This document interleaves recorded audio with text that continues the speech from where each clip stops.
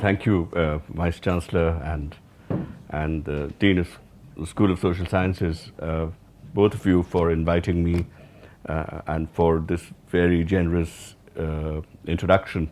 So, we live in a world of shifting and contesting hegemonies, a consequence, no doubt, of the virtual breakdown, I believe, of the intellectual hegemony of a few Western countries.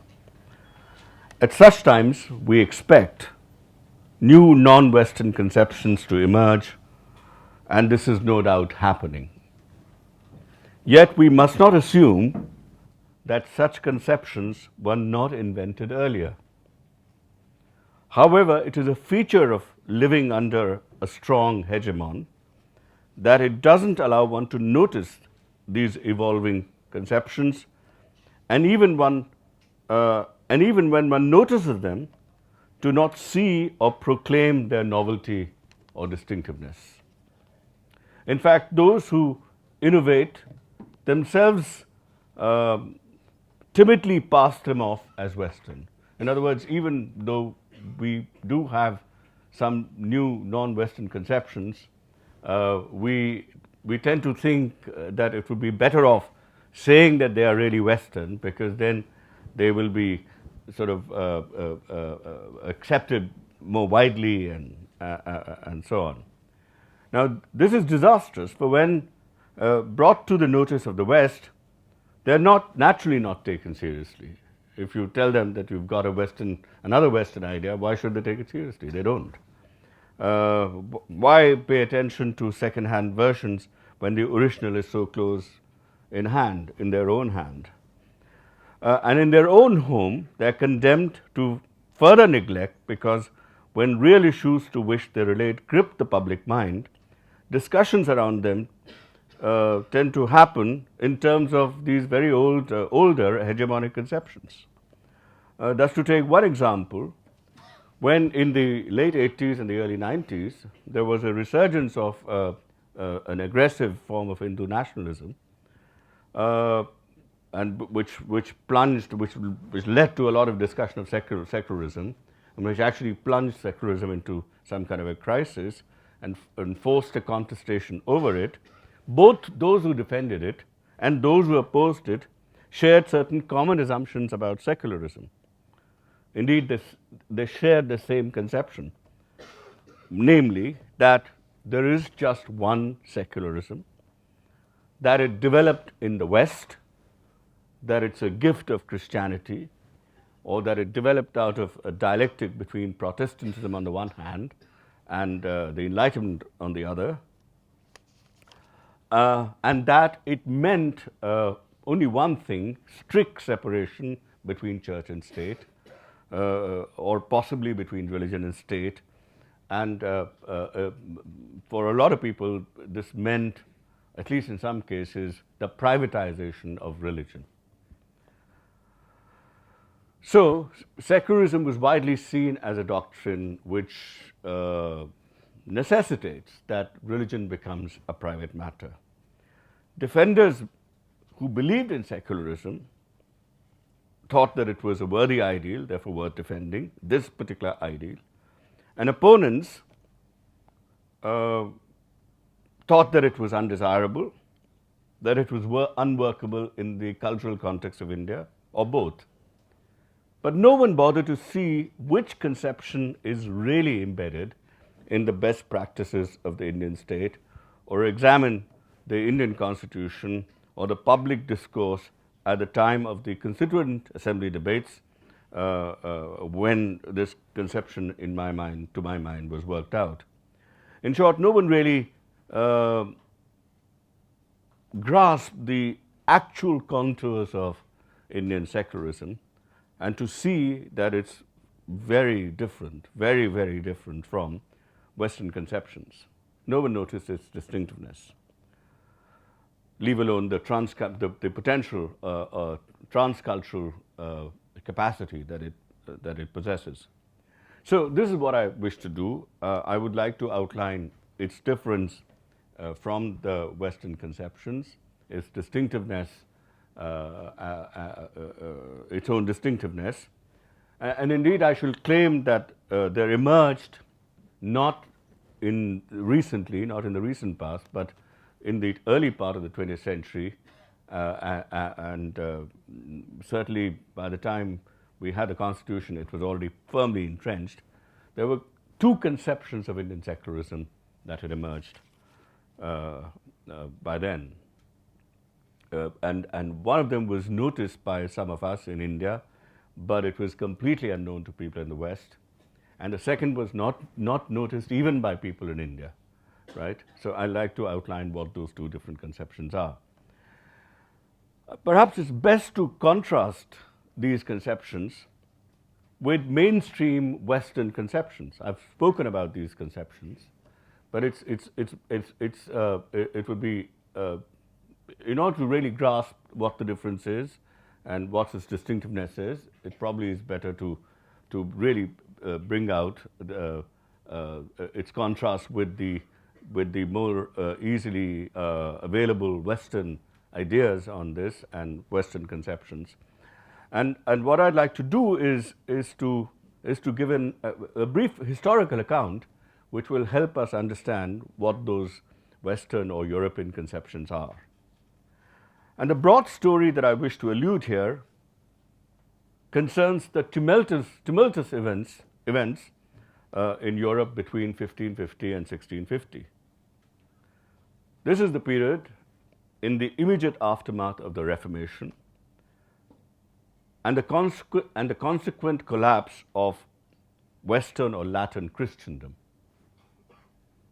The unity of Western Christendom was broken, as we know, with the birth of Protestantism, and with it, there were a lot of, and within Protestantism, there were subdivisions into many, many sects. Now, this was followed or accompanied by the so-called wars of religion. Societies were riven with rival, fiercely combative ideological camps that fought for territory, wealth, power, and loyalty, but above all, as the very idea of ideological camps suggests, above all for their belief. For many, intolerance was a constitutive feature of piety. The more true one was to his doctrine, the more intense his piety, the less tolerance he simply had to be towards religious dissenters and opponents. Thus, religious wars resulted in the attempted extermination of rival religious ideologies and ideologues. Fuel to the already raging fire was added by the introduction of the principle, one king, one law, one faith. According to this principle, the subjects of a particular territory had to forcibly acquire the religion of the king or queen of that territory. From now on, all religious dissenters became political dissidents. Those who happened not to have the same religion as that of the king overnight became traitors to be weeded out of the kingdom. So they faced extermination or expulsion. And this resulted in the birth of what are called confessional states.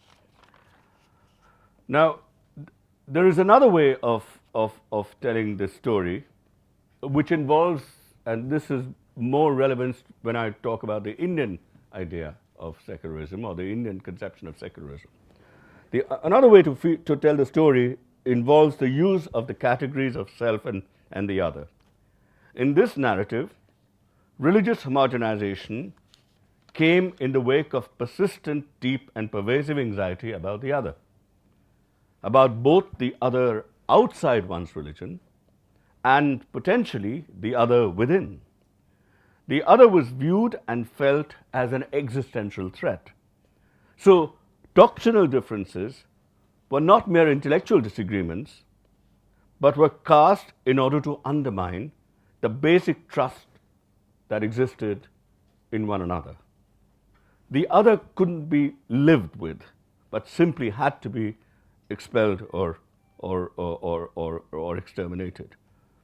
Now, even in the largely middle belt in Europe, you see this expulsion and extermination, this whole program what we now call ethnic cleansing took place in both Southern Europe and in Northern Europe. But there was a middle belt in Europe, parts of Germany, Belgium, Switzerland, where more than one confessions could coexist, and where there was what we discussed this earlier in the lecture, but there was something called toleration.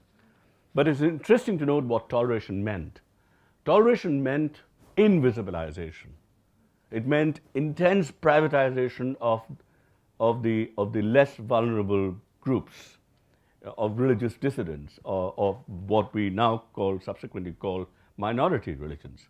So that the church of these, I'm using the word anachronistically, minority, it shouldn't be used for that period, but let's just call them dissident religious groups, yeah. The churches of these dissident religious groups could not be on the main high street. They had to be tucked away in the by lanes. And the places of worship of these religious groups, these minority religious groups, they could not look like churches. At best, they could look like some, as if they were residence halls or grocery shops or something like that. I mean, but they could never look like churches. So it really meant deep invisibilization from the public square. So even if they were not expelled from the territory, they were certainly expelled from the public domain. That's what really privatization meant. So the majority religion occupied the entire public domain, and the minority religion had to be satisfied with this background existence in the background, which was unacknowledged by anybody. I mean, people knew that they were there. They knew that they were there, and the powers to be also knew that they were there, but they wouldn't really talk about it. It was just something. It was a kind of a very odd compromise that existed in these so-called bi-confessional states in the middle part of Germany. The rest of the middle part of Europe, southern and northern, had become completely, they had become single confessional states. So the point that I'm trying to make is that religious diversity was liquidated. There was complete religious homogenization, and that was the context in which you could have, in England, which became Anglican, France, which became Catholic, Scandinavia, which became Lutheran, Holland, which became Calvinist, and so on. The whole of Europe had that character. Secondly, another important constituent of the background of this background condition that I'm talking about before the birth of secularism in Europe was that there was some institutional separation of church and state. See, all these new states that were developing had broken away from the Roman Catholic Church in the Vatican, right? So some separation between church and state had happened. But that did not mean complete separation of church and state. What happened was that a new alliance was now being made between the state and these new churches, the so-called, so-called national churches. So this is not the birth of secular states at by any stretch of imagination. As I said, these were confessional states. They had very strong ties with their favored church. Okay, so this seems to be the background of Europe. So when was political secularism born? And which conceptions of secularism do you see given this background of what happened in Europe? So let's take the French conception, right? So in France, you have a predominantly a state which is very strongly aligned to the majority religion, which is Catholic, and Protestantism, Protestant groups were privatized, That's how it all began. And then the church began to be seen as a major socially oppressive group. And the fight against the church became part of an emancipatory agenda, because this social group, this oppressive social institution, was violating all kinds of individual freedoms, later which, individual rights, and so the further separation between church and state became part of an emancipatory agenda. And the solution that was found was that even the majority religion, like the minority religion had been privatized earlier, even the majority religion must be expelled from the public domain and be privatized. And this had to be done by the state, and the ideology underlying that state had to be what in France is called laïcité, which is their version of political secularism, right? And laïcité meant, everybody knows that some secularism means separation of church and state in some form or another. But the separation in France meant what I call one-sided exclusion, which is to say that that religion, namely all religions, had to be excluded from the affairs of the state, but the state retained the right to interfere in the affairs of religion. This is not mutual exclusion, but one-sided exclusion. So in France, one developed this idea that the state will continue to intrude into the affairs of religion. It will interfere as and when it wants in religious matters. And religion, they would try to expel all religion, not just the minority, but all religion from the public domain. They would try to privatize it by the force of the state, right? So there is in France an anti-religious bent which is built into it, and which you can see even now in the headscarf issue, for example. You can see that the same kind of conception of secularism, the same idea of laïcité as anti-religious, is evident in the way they have handled this whole issue of the headscarf, and why they want the headscarf not to be in the public domain, not to be in public schools, but to be kind of pushed into the homes at best. Okay, that's one conception of secularism that developed. In Europe, on the other hand, this kind of hostility was there against their own churches, but it was never as fierce, or it never went as further as the French conception went, right? And in fact, there was no ideology of political secularism in the rest of Europe. In most of Western Europe, there was nothing like political secularism. Even now, people don't really understand what secularism means. There was, on the other hand, a slow and gradual process of secularization. Something happened, I can't go into any details of that, but a social process was set in motion whereby the importance or the significance of religion declined,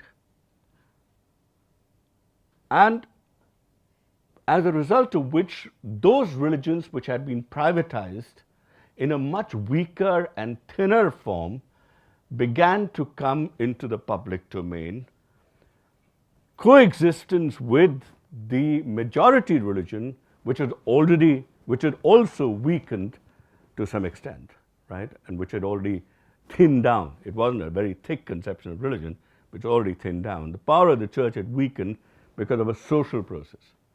Now, so you can see that something like the result that was achieved because of laïcité was achieved in the rest of Europe, in much of the rest of Europe, through a gradual social process of secularization. But the state, in many ways, most of the institutions of the state continued to be entangled with the church. There was all kinds of ways in which the state and the church were intertwined. And there were all kinds of ways in which the dominant church or the national church continued to get aid and subsidy and all forms of help from the state. So we have another model of secularism here, that outside the religious domain, you have the same basket of social and political rights to all individuals, more or less regardless of the religious affiliations of the citizens. This is till very recently, right? But within the religious domain, there are deep inequalities because the state actually continues to favor and accommodate the dominant church. There is, in many states, there is still what we call the establishment of religion, right? All kinds of formal and legal ties exist with the majority of religion. So the Anglican bishops in England must have a place in the House of Lords. They must be on very important bodies. Anglican schools continue to be subsidized by the state. In Holland, for example, all cemeteries are owned by the National Lutheran Church. Nobody can die, or nobody's death can be registered with the state. They have to be registered with the National Lutheran Church, and permission has to be taken from the National Lutheran Church if that person, he or she, has to be buried in any of the cemeteries. And there are great difficulties, for example, for Muslims to get that permission. So it's been so difficult there that sometimes Muslims, when they die, I mean, the dear ones of those who die have to ship their bodies back home because they cannot find a place in the cemeteries of Denmark. Did I say Holland? No, it's Denmark. So you can see that this is a very different idea of secularism. It's not really secularism in some ways, because they interpret separation to mean some kind of distance. They do, the objective is still, as in the case of France, to obtain, to secure rights of individuals, but in many ways there is either establishment of one religion, so the state is Anglican. In some ways there are all kinds of subsidies and formal alliances that exist. So de facto establishment of the dominant religion still exists in Europe, and so on. But let's just not quibble over words. Let's also call it one particular model of secularism, because it does go halfway, at least, not as much as France, but it does go quite a bit in meeting certain conditions for the establishment of something like a secular state. Let's take the third example, and I mean, I'm articulating all that because I want to show that the Indian model is very different and entirely different from all these. The American model is quite interesting and very different. And in the American case, as you know, a whole lot of people who were religiously persecuted went to this new land, to America, and they were largely Protestant. And because they were largely Protestant, they already had many sects within themselves. That was, the right to religious liberty was something already pretty important for Protestant sects. So there were many sects in America. And each of these sects had a link with the state of, say, Massachusetts, or of New York, or Virginia. So there were church-state entanglements, but this entanglement was not identical in the whole of America. Different churches were entangled in the states were entangled with different churches in different parts of America. So there is what we might call multiple establishment, right? And the question arose in 1776, when the whole thing was, freed from the British Empire, and a new constitution had to be set up. The question arose: which church should the new emancipated state be aligned with? And after a lot of reflection and through the First Amendment, it was decided that it shouldn't really align with anybody. The state should not have an established religion. The state should de-establish religions. And the reason for that, as you can see, was that there were all kinds of struggles that were taking place between different sects, different Protestant sects, or what came to be called different denominations. And what was upheld was the right of individuals to have religious liberty, and particularly the liberty to voluntarily set up their own associations, their own churches. And so in order to protect religious liberty, and in order to have denominational pluralism, it was decided that there should be strict separation between between all churches and the state. And separation was understood to mean what I call mutual exclusion. It's very different from the French. Mutual exclusion means that the state excludes itself from the affairs of religion, but likewise and symmetrically, religion also excludes itself from the affairs of the state. There are two totally different spheres with their own jurisdictions. Religion cannot get into the affairs of the state cannot get into the affairs of religion, because that's the only way in which you can protect the religious liberty of individuals and to have the kind of denominational pluralism that had begun to emerge in the United States of America, right? So here is yet another model.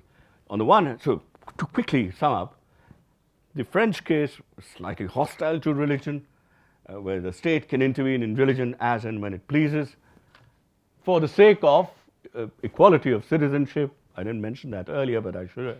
One supreme value: everybody is a citizen in the same way, a uniform set of citizenship rights, and in order to do that, people should leave their religious identity behind, come into the public domain, come into the official domain without their religious identity, and then they can get whatever it is that the state can offer, right? That's the French model. The Western European model tries to achieve the same thing, emancipatory agenda and all that, but through a social process of socialization, secularization, no ideology of political secularism, but at the same time, a lot of accommodation and a lot of favoritism to one religion. You can say that these are, single religion states, in single religion societies. So it's hard to call them secular. And that came as a big surprise, because Europe, you think, is a secular society, and not only is the home of secular humanism, it would probably have been the most secular of all places and so on. But in fact, it may be a secular society, but the states are not secular. They're far from secular because they keep favoring one religion. In fact, not only one religion, but one church. That's the European. And the American is mutual exclusion, nothing to do with religion.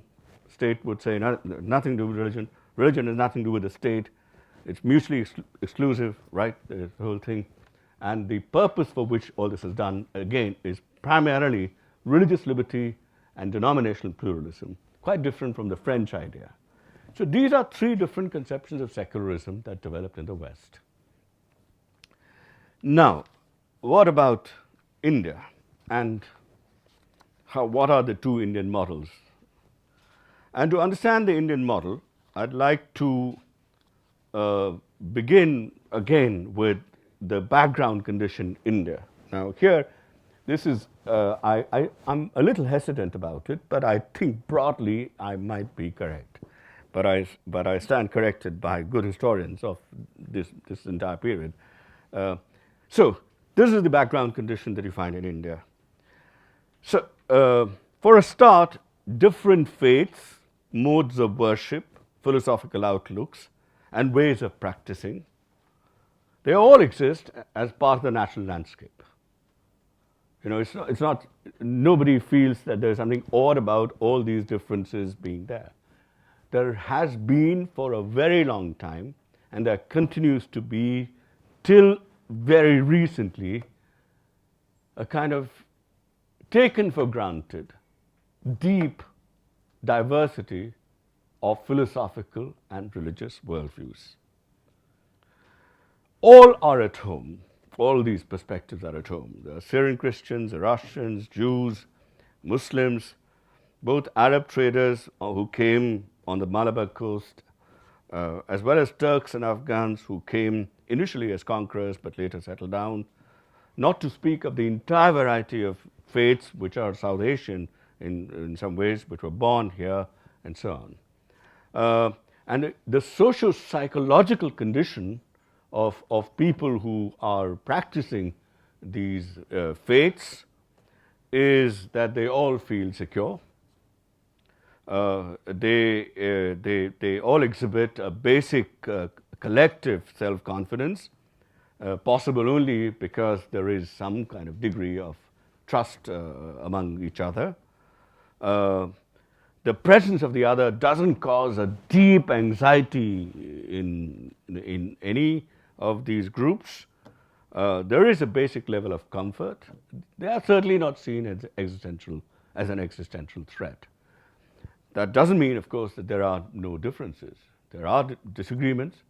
There are even violent skirmishes, right? But all of this doesn't turn into major, systematic, periodic, collective physical assault on each other. In other words, one doesn't know whether there have been major wars of religion of the kind that you find in Europe. Don't underestimate the point that I'm trying to make. I'm not saying that there are no disagreements, no debates, and not even violent skirmishes. I'm only saying that there isn't anything taking place at a large scale which would involve the extermination or the expulsion of whole religious groups from one territory onto another territory or into no territory at all. That doesn't happen. But the need for modern secularism begins to be felt after the advent of colonial modernity, because this background condition, for the first time, in my view, begins to get unsettled. Religious coexistence can't be taken for granted anymore.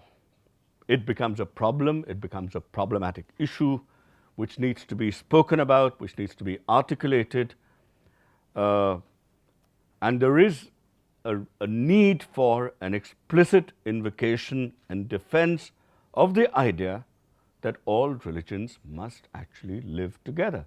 They must coexist. The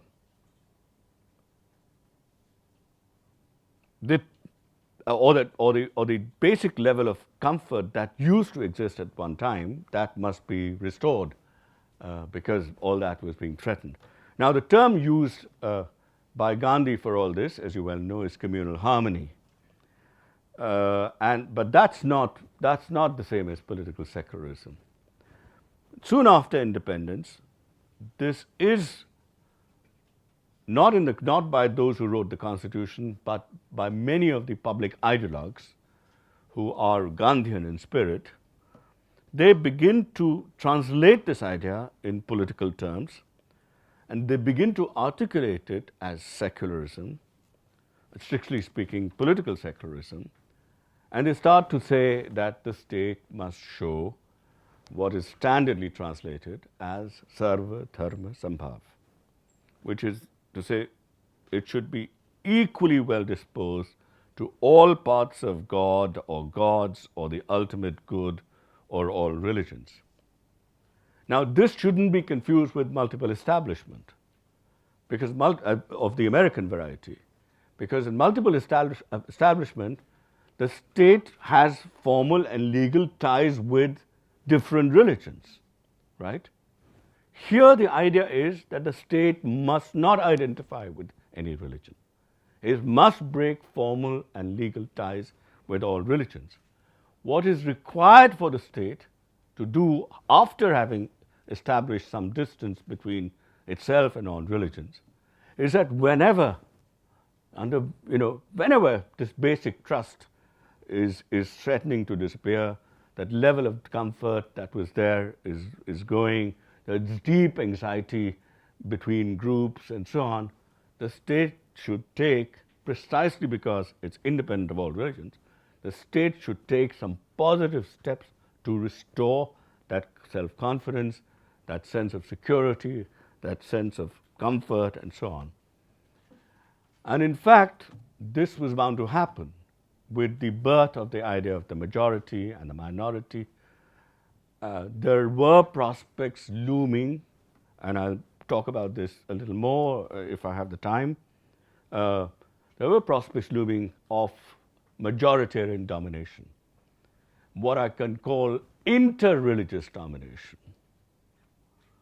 And to address inter-religious domination, you needed a state which would not favor the majority religion, or nor indeed the minority religion. It should keep away from it and treat them as equals.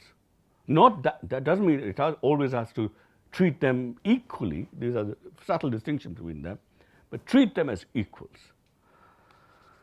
And the purpose of that, the primary function of it, as I said, was to promote a certain quality of sociability, to foster a certain quality of relation between these two different religious communities under conditions of deep religious diversity. Okay, so that's one conception of secularism that developed, and you can see how different it is from all European, American, Western conceptions. Here's another way of putting the same issue. In the West, the problem was intra-religious domination, right? The church is dominating all laypersons, attacking the liberty of individual Christians or and so on. And if you have to save the rights of individuals, then it's extremely important that the state, that the church must be kept in its place and separated from the state, right? So this is an issue of intra-religious domination, right? The church dominating its own members. It's nothing to do with something outside religion, one religion. It's something within one religion. It's an intra-religious issue, and domination of within the same religion. Even in America, which is also a predominantly single religion society in the largely, I mean, none of them are purely single religion societies, but are predominantly single religious societies.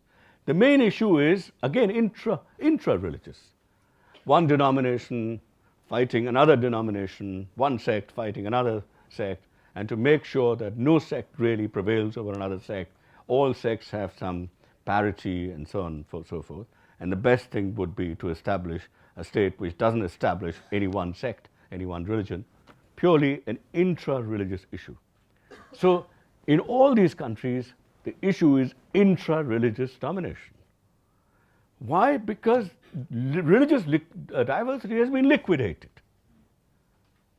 It's been marginalized.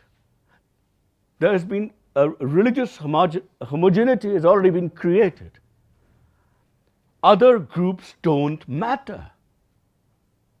They're out of the public domain. They live secretly, privately, in their own little conclaves, if they live at all. So inter-religious issues are not the main problem.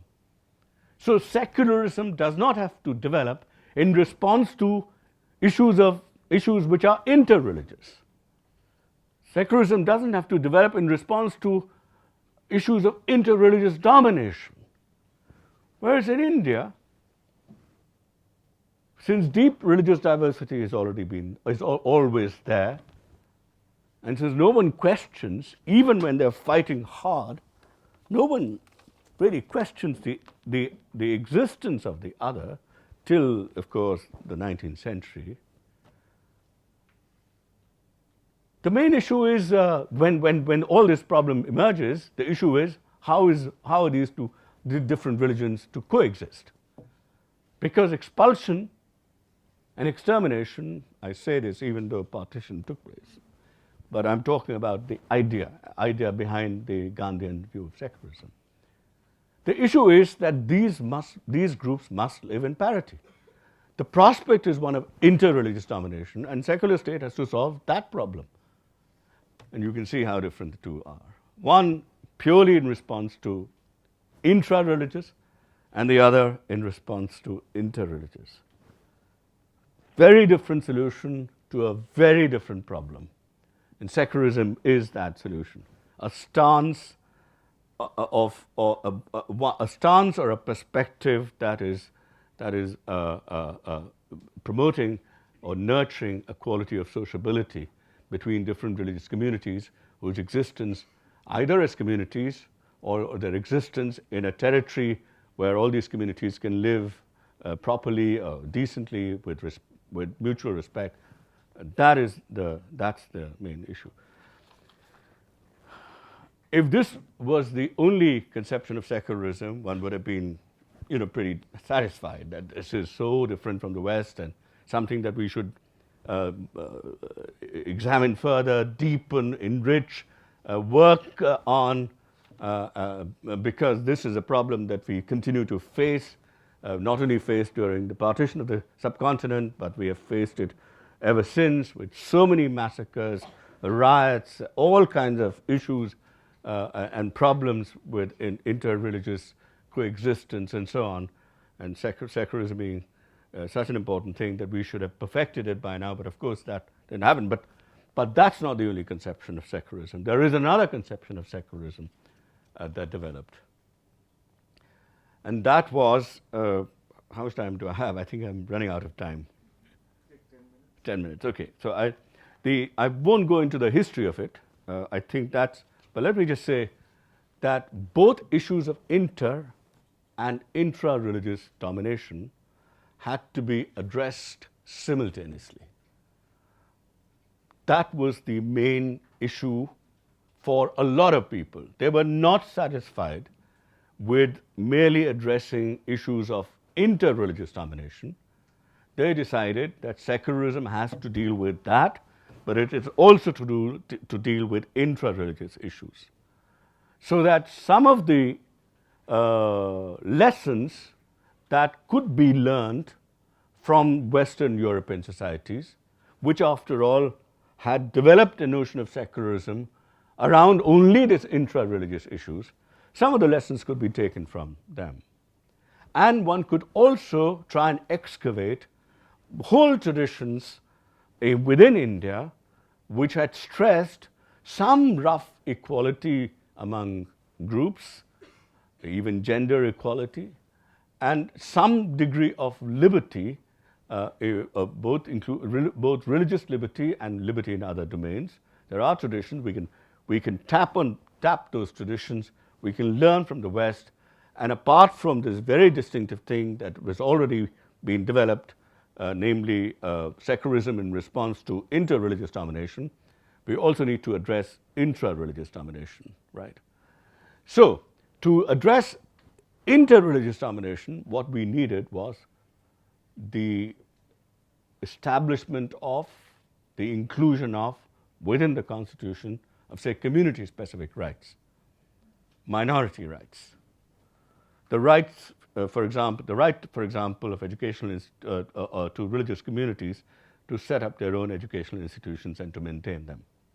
Now, those have problems, I agree, but this is a very important and significant innovation which is not there in any of the Western conceptions, that you give minorities community-specific rights to set up their own educational institutions and to take care of their own cultural traditions and so on. This is a right which is not given to the majority, because it's a right which is there only in order to protect the minorities from the majority, right? So that's very important. But there's another extremely important thing. There are all kinds of degrading practices in each of the religions. All kinds of oppressive practices in each of the religions. And the state has to adopt some way, some policy, by which it could intervene in those degrading and exploitative and oppressive practices of each of the religion in order to emancipate individuals or internal minorities from these oppressive practices. So in the Constitution, you find a ban on untouchability, which some people might argue is something which is sanctioned by Hindu scriptures, a custom which is sanctioned by, or the practice of throwing open temples not to all sections of Hindu society, which is a direct intervention in modern Hinduism, right? So the question of caste becomes inextricably linked to the question of secularism. There is no way that it's widely believed, there's no way that if you have a religious-centered state, say a predominantly Hindu state, which might become an upper caste state, there's no way that that could protect the vulnerable castes or those castes which have been sufferers historically. This can only be done by a state that has freed itself from religion. And this state must have, just as it has the right to intervene, positively by recognizing religious communities in the public and the official domain, and by facilitating them, by giving them rights to, say, maintain their own educational institutions, such that this help can be given. Likewise, you can hinder some practices which are extremely disrespectful to members of their own, to religious communities, right? The ban on untouchability and so on. And a whole variety of laws which are in favor of gender justice that flow from certain articles in the Constitution, right? Various reforms that took place and various reforms which are waiting to take place, particularly concerning personal laws of women in the Constitution. So here you develop a very different conception of secularism, one that is not concerned only with intra-religious domination or only with inter-religious domination, but concerned simultaneously with both these forms of domination. It also develops a very complex and dialectical attitude to religion. You cannot have an attitude of total disrespect, as you find in the French conception, and which travels, by the way, to Turkey, to Russia, to China, and so on. So secularism acquires this connotation of something being deeply anti-religious, right? You cannot have that. But nor can you have an attitude of only respect or passive respect to religion, as you seem to have in the United States of America, where nobody can enter the religious domain and interfere within it, right? It is, there are all kinds of ways in practice in which it does that, but in theory, you cannot really do that. It's not, if there was a degrading practice going, if there was untouchability in the United States of America, there is no way that the Constitution would have allowed the ban of that, if it had religious justification. If it had no religious justification, it was possible. But if it had religious justification, then the hope would be that religions would act on their own and do something about it. The state would not, or democratic state would do nothing about it. Now, this whole thing about either you have active disrespect or you have passive respect, this is replaced in India, in the Indian Constitution, by an attitude, a dialectical attitude of critical respect. Religion is a complex thing, it's a complex system.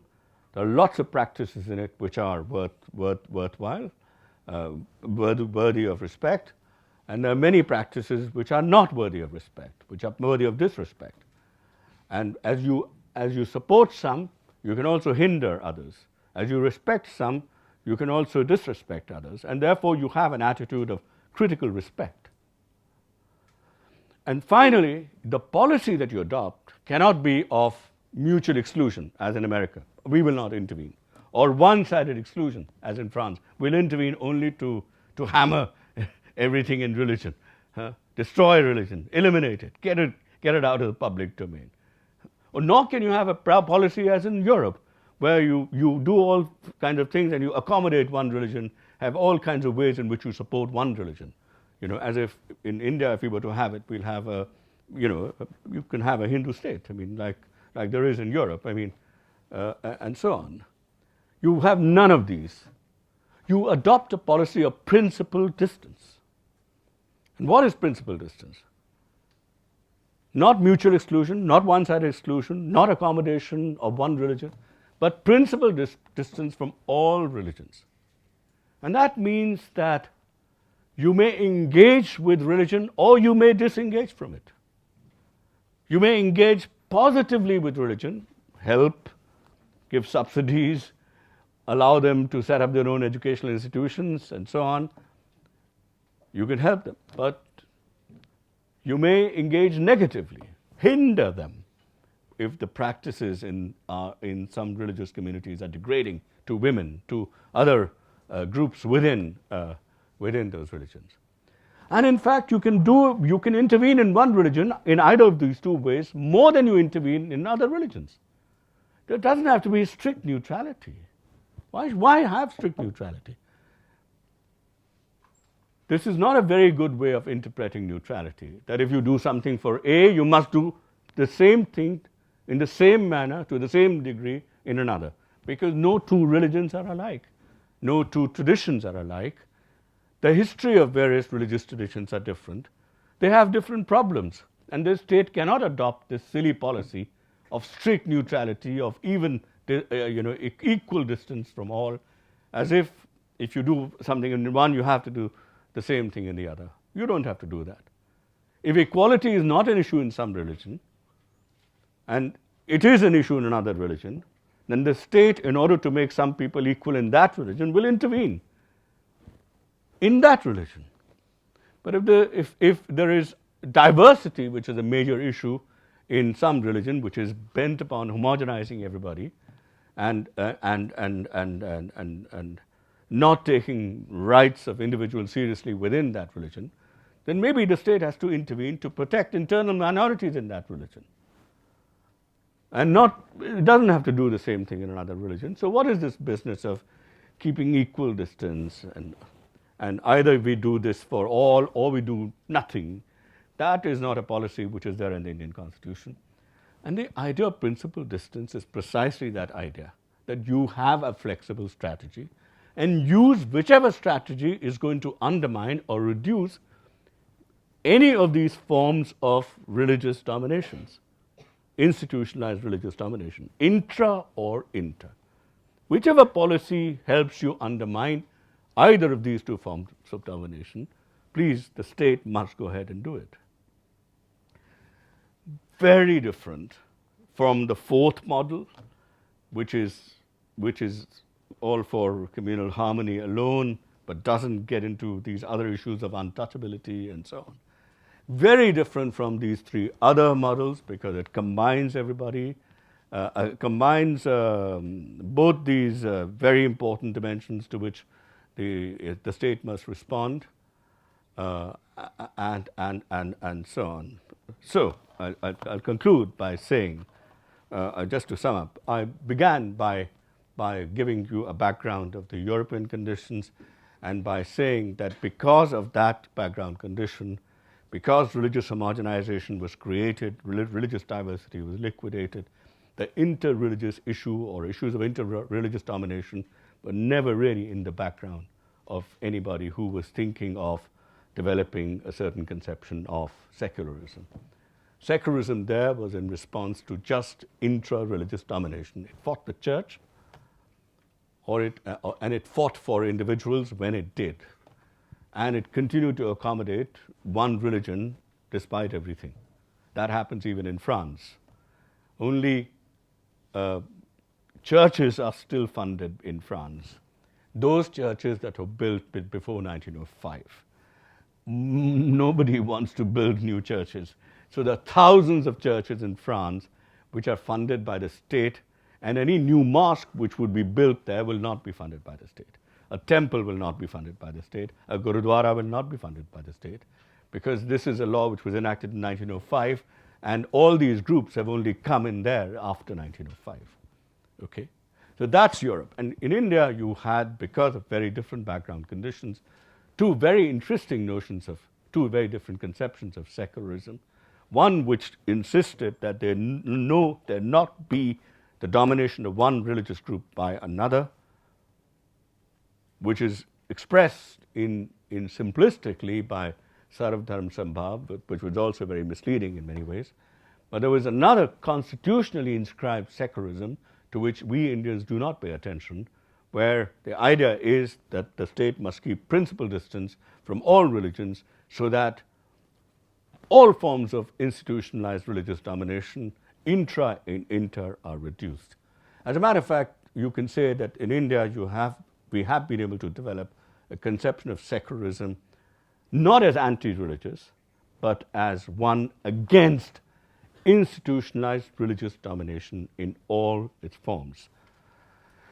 We don't always, we fall far short of this conception, this normative conception, but that there is such a normative conception that exists is something that we should treat as a very important, major conceptual resource, and it's something which is potentially not as a blueprint, but it's something from which potentially a lot of other societies can learn, because most societies are now becoming religiously diverse. They are no longer religiously homogeneous, right? I mean, the whole of Europe now has a very significant presence of diverse religious groups, partly because of immigration and partly because of intensified globalization. For the first time in Europe, you have pre-Christian and post-Christian faiths thrown together with Christian faiths. You can tell that there is a problem in Europe, and that problem cannot be solved by their current institutional arrangements. It cannot be solved by their own conception of secularism. It wouldn't be such a bad idea if, like we have taken, we've always turned to Europe for many things. I don't think it would be such a bad idea if they turn to people, people like us in this part of the world. Thank you.